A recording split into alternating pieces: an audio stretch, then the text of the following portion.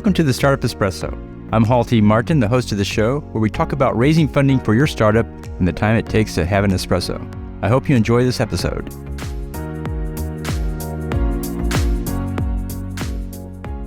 Hello, this is Hall T. Martin with the Startup Funding Espresso, your daily shot of startup funding and investing.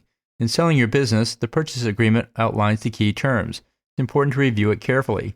Here are some key points to consider when evaluating a purchase agreement. Check the definitions section to understand what the key terms mean. Review the price and how payment will be made. There may be price adjustments impacting the price, such as working capital requirements.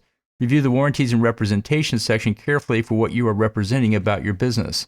Review the indemnification clause, which states what happens if the warranties and representations are not met. Consider the termination provisions, which state what conditions cancel the deal. Typically, there are fees associated with the breakup.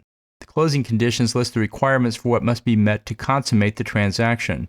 And finally, the covenant section outlines what each party must do during the transaction process. Review each of these sections carefully as they impact the completion of the buyout.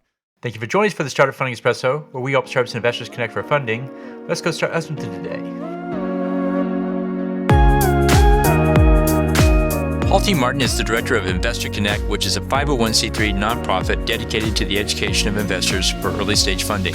All opinions expressed by Hall and podcast guests are solely their own opinions and do not reflect the opinion of Investor Connect. This podcast is for informational purposes only and should not be relied upon as a basis for investment decisions.